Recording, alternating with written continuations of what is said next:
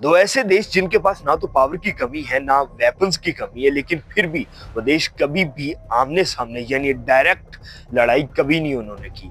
Cold war की terminology world war to से पहले भी एग्जिस्ट करती थी, लेकिन एग्जैक्टली में इसकी मीनिंग क्या है ये आज के वीडियो में आप जान के हैरान हो जाओगे।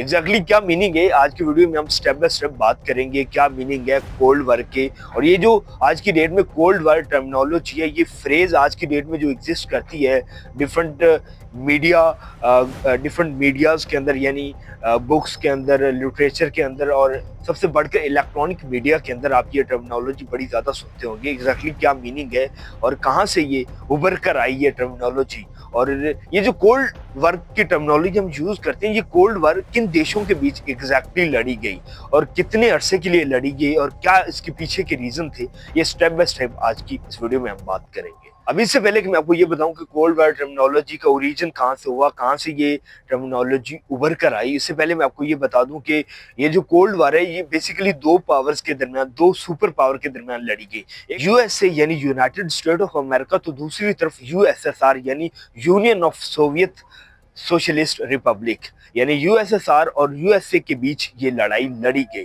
जिसे हम आज की डेट में कोल्ड वॉर का नाम देते हैं। अब कोल्ड यानी अगर मैं सिंपल सा मीनिंग कहूं तो कोल्ड का मीनिंग होता है विंटर, यानी एक ऐसी लड़ाई जो दो सुपर पावर के दरमियान लड़ी गई, लेकिन डायरेक्ट नहीं लड़ी गई बल्कि इनडायरेक्टली तरीके से लड़ी गई। यानी यूएसएसआर जो था वो ईस्टर्न यूरोप को सपोर्ट करता था, यानी यूएसएसआर जिस जिस जो आइडियोलॉजी को सपोर्ट करता था उस आइडियोलॉजी का नाम था कम्युनिज्म। तो दूसरी तरफ यूएसए जिस आइडियोलॉजी को सपोर्ट करता था उसका नाम था कैपिटलिज्म। यानी ये डिफरेंट आइडियोलॉजी की जंग थी, एक तरफ था कम्युनिज्म तो दूसरी तरफ था कैपिटलिस्ट। अब जो यूएसएसआर है ये ईस्टर्न ब्लॉक यानी ईस्टर्न यूरोप को इन्फ्लुएंस कर रहा था अपनी आइडियोलॉजी की वजह से, जिसे इसे नाम दिया गया कम्युनिज्म ईस्टर्न ब्लॉक। तो दूसरी तरफ जो यूरोप है, यो यूनाइटेड स्टेट ऑफ अमेरिका है, वो वेस्टर्न ब्लॉक को सपोर्ट कर रहा था, यानी कैपिटलिस्ट वेस्टर्न ब्लॉक हम इसे कह सकते हैं। सो ये टर्मिनोलॉजी आपको मैक्सिमम मीडिया ग्रुप के अंदर सुनने को मिलेंगी, बुक्स के अंदर सुनने को मिलेंगी और पढ़ने को मिलेंगी। यानी एक तरफ है कम्युनिज्म ईस्टर्न ब्लॉक जिसे यूएसएसआर सपोर्ट कर रहा है और इन्फ्लुएंस कर रहा है, तो दूसरी तरफ यूएसए यानी जिसे कैपिटलिस्ट यानी कैपिटलिस्ट वेस्टर्न ब्लॉक हम कहते हैं। ये टू ब्लॉक हैं, इन टू ब्लॉक्स के बीच ही ये लड़ाई है। एक तरफ है ईस्टर्न यूरोप तो दूसरी तरफ है वेस्टर्न यूरोप, यानी यूरोप दो हिस्सों में डिवाइड हो चुका है। एक तरफ है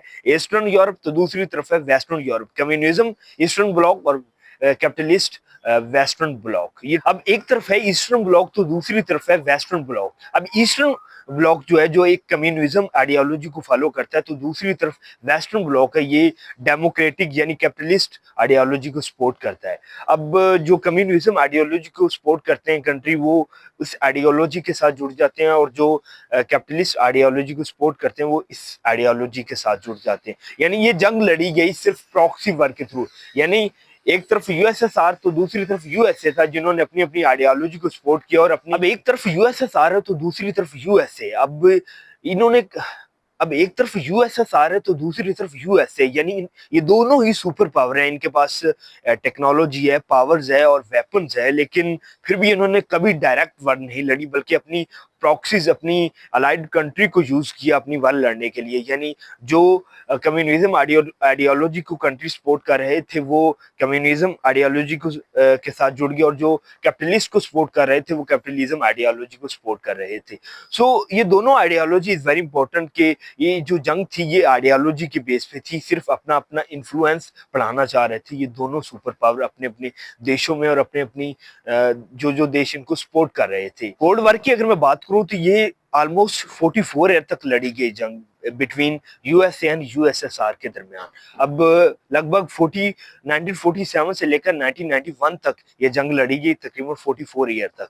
अब अगर मैं बात करूं एक तरफ यूएसएसआर है तो दूसरी तरफ यूएसए, यानी इन दो बड़े देशों ने, दो सुपर पावर ने कभी डायरेक्ट वॉर नहीं लड़ी बल्कि अपनी प्रॉक्सीज को यूज करते हुए ये जंग लड़ी। प्रॉक्सीज वॉर एक ऐसी वॉर होती है जिसमें दो बड़े देश, दो बड़ी सुपर पावर अपनी अलाइड कंट्री को अपने इंटरेस्ट के लिए यूज करती हैं, और उनको हथियार, उनको पैसा और उनको ट्रेनिंग, इंटेलिजेंस और हर तरह की मदद प्रोवाइड करती हैं ताकि वो उनके बिहाफ पे लड़ाई लड़े। अब अगर मैं ओरिजिन की बात करूं, कोल्ड वॉर का ओरिजिन ये जो वर्ड है, टर्मिनोलॉजी, ये फ्रेज है, ये कहाँ से निकल के आई? अगर मैं बात करूँ 1945 से पहले की, तो इस टर्मिनोलॉजी को बड़ा रेयर यूज था और इसको बहुत कम ही लोग जानते थे कि कोल्ड वॉर क्या होती है। कोल्ड टर्मिनोलॉजी से बहुत कम लोग वाकिफ थे, लेकिन फिर भी हम देखते हैं ये कैसे कैसे इवॉल्व हुई है टर्मिनोलॉजी और आज की डेट में ये कैसे एग्जिस्ट करती है। अब कोल्ड वॉर टर्मिनोलॉजी कहाँ से निकल के आई, कहाँ क्या इसका ओरिजिन है, इसको समझने के लिए थोड़ा सा हमें पीछे जाना होगा, यानी 13th सेंचुरी के अंदर। ऑलमोस्ट 13th सेंचुरी के अंदर ये वर्ड निकल के आया, यानी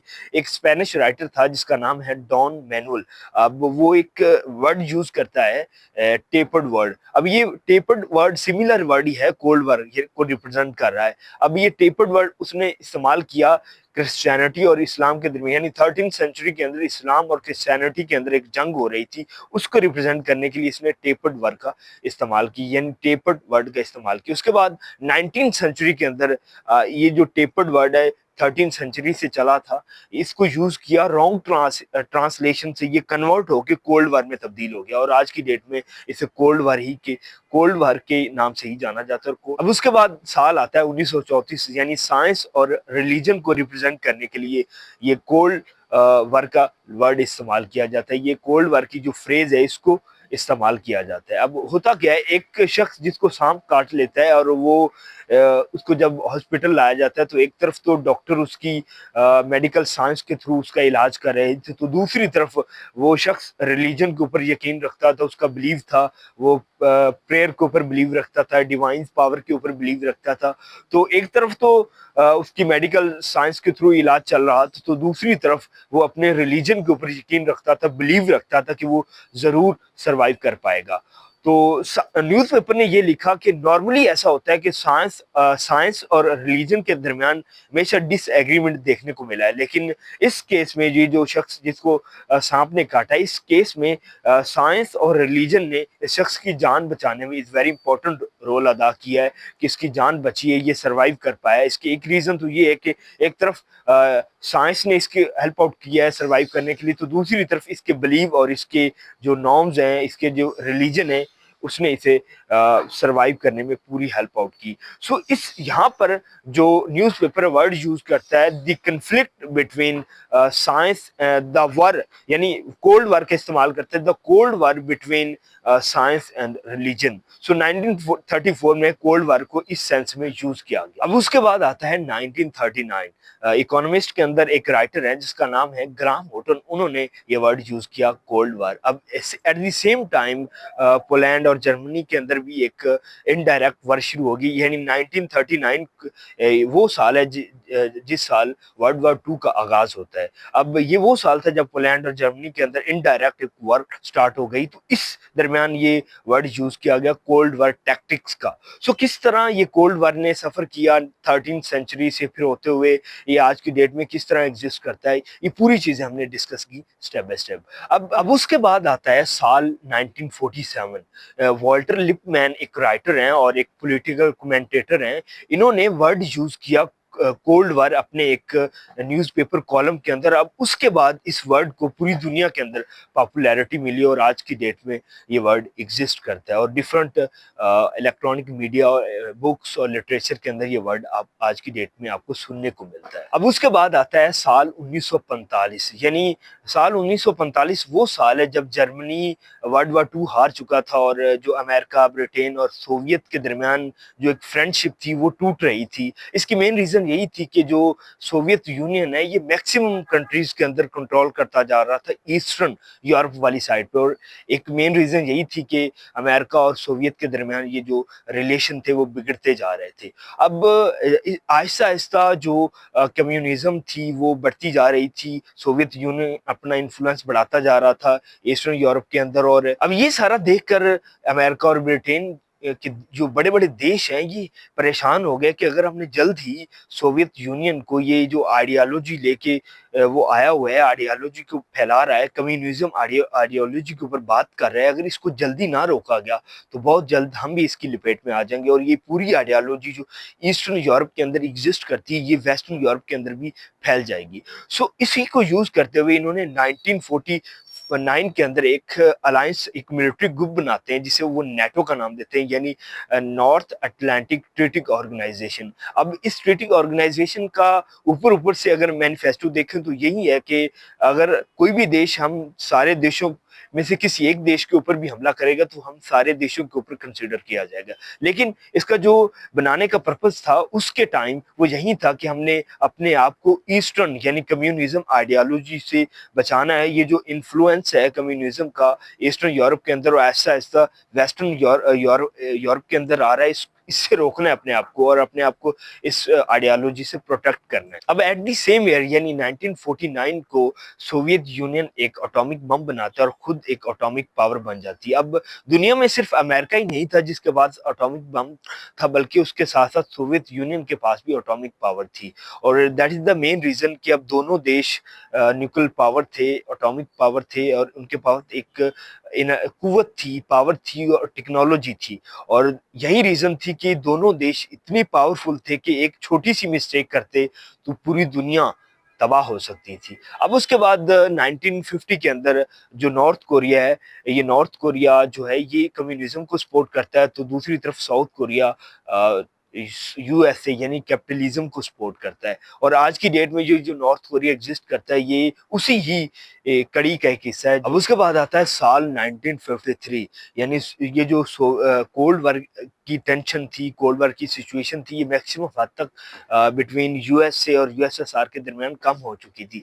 इसकी एक मेन रीजन यही थी कि जो सोवियत का लीडर था स्टालिन, उसकी डेथ हो चुकी थी। लेकिन अभी तक फिलहाल ये जो यूएसए और यूएसएसआर के दरमियान ये जो कोल्ड वॉर की सिचुएशन थी खत्म फुली तौर पर नहीं हुई थी। अब उसके बाद आता है साल 1955। सोवियत यूनियन अपना एक मिलिट्री ग्रुप बनाता है वर्सा पैक्ट के थ्रू। जिस तरह से वेस्टर्न यूरोप ने और यूएसए ने मिलके एक ग्रुप बनाया था, एक ऑर्गेनाइजेशन बनाई थी जिसे उसने नेटो का नाम दिया था, इसी तरह वर्सा पैक्ट के थ्रू सोवियत यूनियन ने भी 1955 के अंदर एक अपना मिलिट्री ग्रुप बनाया था। इसके भी सेम यही मैनिफेस्टो थे, सेम इसके कॉन्सेप्ट थे कि इन्होंने सेम अपनी आइडियोलॉजी को प्रमोट करना है और अपनी आइडियोलॉजी के थ्रू डिफरेंट कंट्री को इन्फ्लुएंस करना है। अब उसके बाद 1963 के अंदर ये दोनों देश एक ट्रीटी साइन करते हैं अपने न्यूक्लियर मिसाइल को लेकर, यानी जिसे वो ये लोग नाम देते हैं न्यूक्लियर टेस्ट बैन ट्रीटी। अब इस ट्रीटी के अकॉर्डिंग कोई भी देश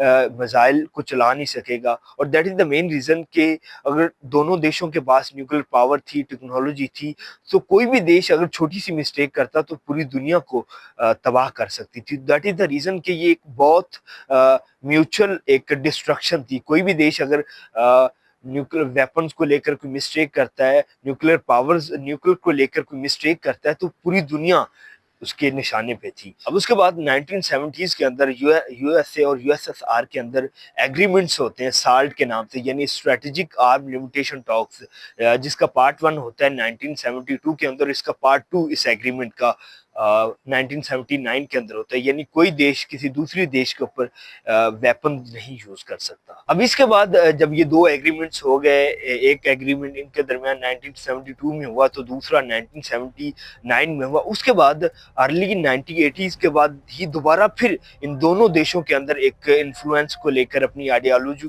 को लेकर फिर दोबारा एक जंग चल गई। यानी ऐसे लगने लगा कि शायद ये दुनिया की तीसरी बड़ी जंग होने वाली है। अब इसके बाद लेट 1980s के बाद मिखील नाम का एक लीडर आता है सोवियत यूनियन के अंदर, जो पूरी सोवियत यूनियन को लीड कर रहा होता है। इसके अकॉर्डिंग ये जो टोटलिटेरियन रूल है इसको खत्म करना चाहिए, ये बिल्कुल ठीक नहीं है बहुत सारे देशों के लिए और ये दुनिया के लिए ठीक नहीं है। तो इसने डेमोक्रेसी को सपोर्ट किया और एट द एंड ये जो पूरा कॉन्सेप्ट है यहाँ पर खत्म हुआ। ये जो टोटलिटेरियनिज्म है, कम्युनिज्म का ये जो कॉन्सेप्ट है यहाँ पर खत्म हुआ और फिर ये जो डेमोक्रेसी है ये यहाँ से उभर कर सामने आई। अब उसके बाद ईस्ट जर्मनी और वेस्ट जर्मनी जो है ये सोवियत अप्रूवल के बाद नेटो का हिस्सा बने। और सो उसके बाद फाइनली 1991 के अंदर ये जो सोवियत यूनियन है फुली तौर पर कोलैप्स करता है और 15 नए देश सामने आते हैं, जिसमें रशिया, यूक्रेन और जॉर्जिया, उसके बाद सेंट्रल एशियन जो कंट्री है जिसमें ताजिकिस्तान है, तुर्कमेनिस्तान